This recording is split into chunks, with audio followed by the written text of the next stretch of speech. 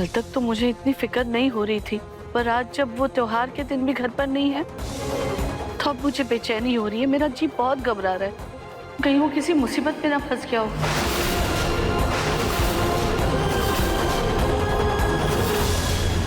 अब तुम्हारी दुनिया मैं हूँ।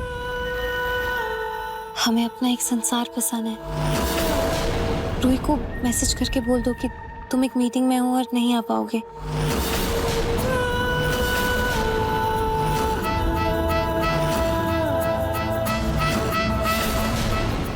पापा जी, अब हम और इंतजार नहीं कर सकते, हमें पुलिस की मदद लेनी होगी। मेरे मन में बहुत बुरे बुरे ख्याल आ रहे हैं, बहुत घबराहट हो रही है।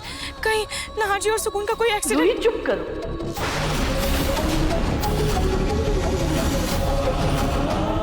अगर शुभ शुभ नहीं बोल सकती तो कम से कम कुछ अशुभ तो मत बोलो। अरे ठीक है, मैं पुलिस को कॉल कर लेता हूँ। नाहर जी का मैसेज।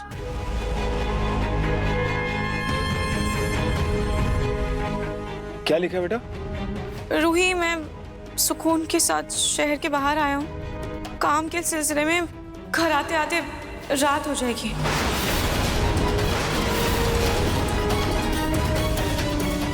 पर भाभी, त्योहार के दिन तो सब जगह छुट्टी होती है, तो मीटिंग किस बात की?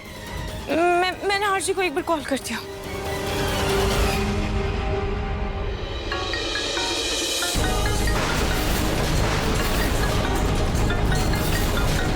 देखा तुमने नाहर, जब भी हम दोनों साथ में होते हैं ये रूही हर बार बीच में दीवार बनकर आ जाती है हमारे।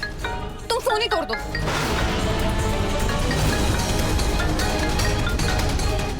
सोचो मत, तोड़ दो।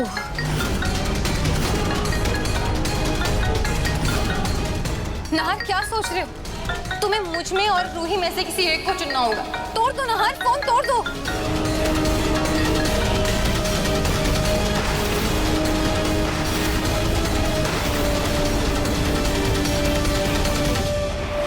नाहर जी ने अपना फोन बंद क्यों कर दिया? तुम इस तरह बार बार फोन करके परेशान करोगी तो वो फोन बंद ही करेगा ना।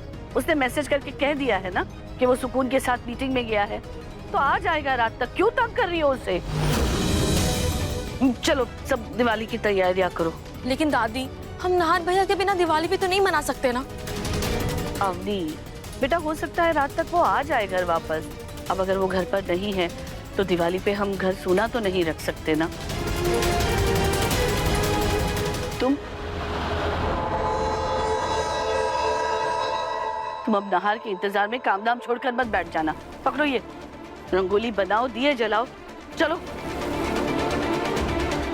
जी दादी, कितना भी जरूरी काम क्यों ना हो, पर नाहर जी कभी त्योहार पर मुझे यूँ अकेला छोड़कर नहीं गए। फिर आज क्यों? आखिर उन्हें हो क्या गया?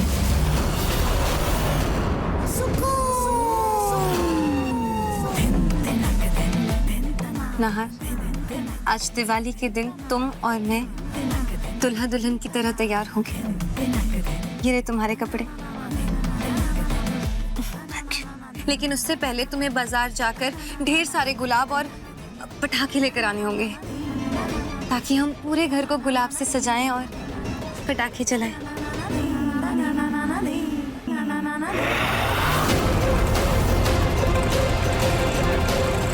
दादी, मेरे से पलटना ऐसा नहीं कर सकती।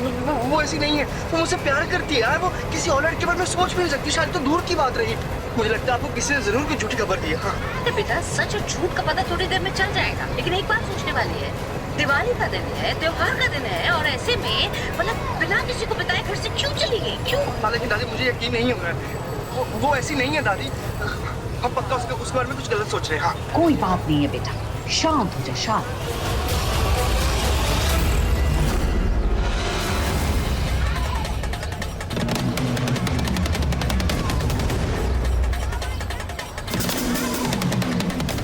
अरे, ये तो नाहर है।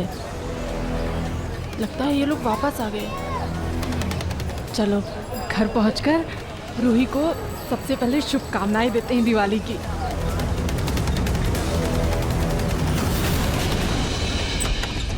रूही, रूही, अरे रूही, अब दीपावली की हार्दिक शुभकामनाएं। ये लो दीपावली का शगुन।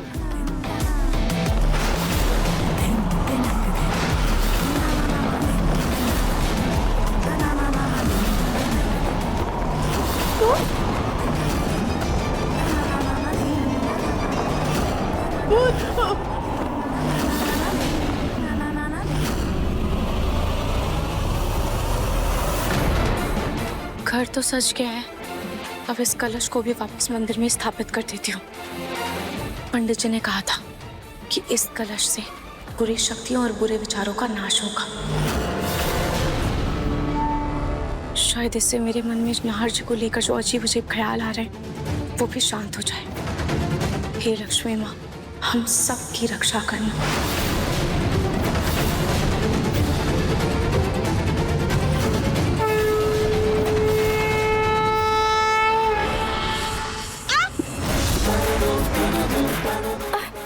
ये नारियल कैसे गिर गया?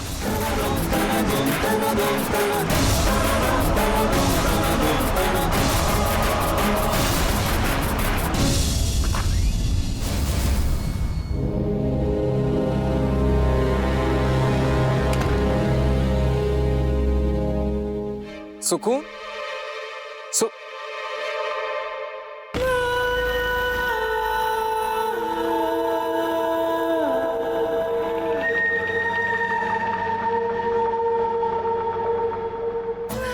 चलो नाहर, सबसे पहले अपना घर सजाते हैं।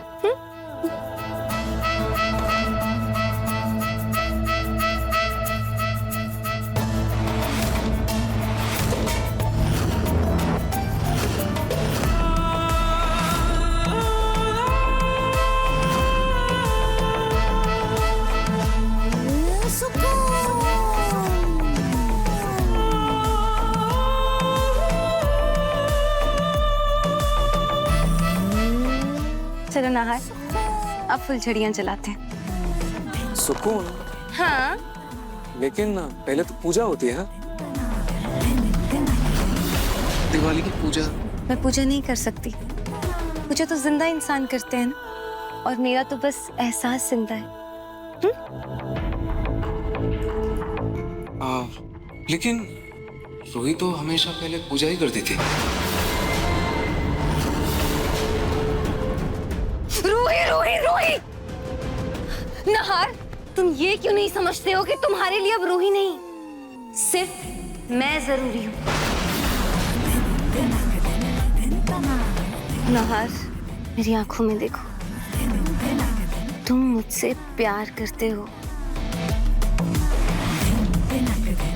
हम पूजा नहीं करेंगे, हम सिर्फ फुलझड़ी जलाएंगे।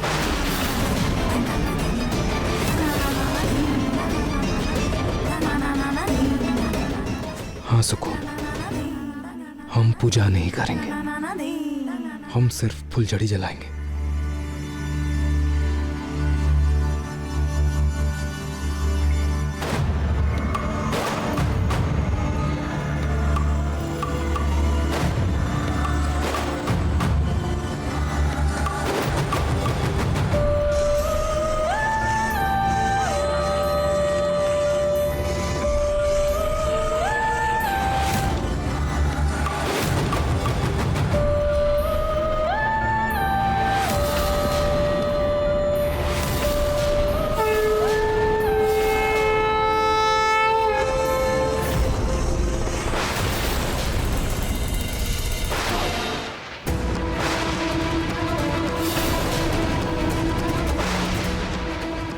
नारियल घूमता हुआ सुकून के कमरे तक कैसे आ गया?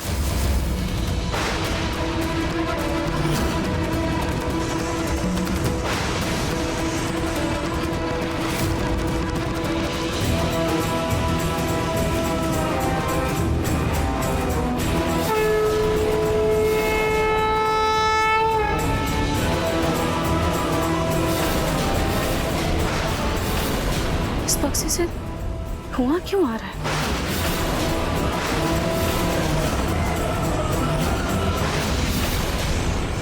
इसके अंदर कुछ जल तो नहीं रहा? आग तो नहीं लग गई?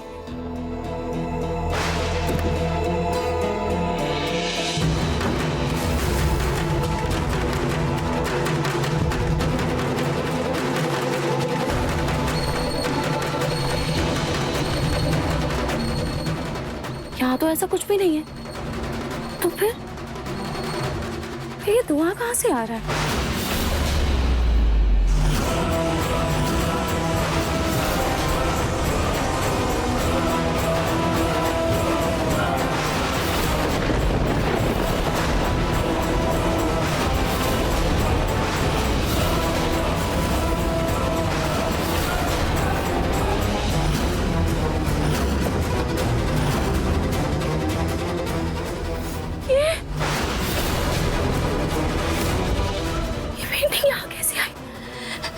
पेंटिंग को तो मैंने फेंक दिया था ना, तो फिर सुकून के बक्से में कैसे आई? और अगर मिली भी तो सुकून इसे घर में लेकर क्यों आई?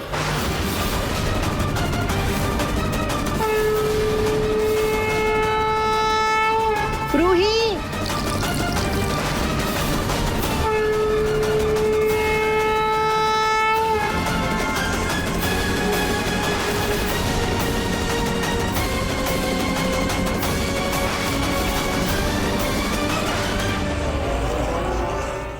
मन सुंदर रात 8 बजे दंगल टीवी पर।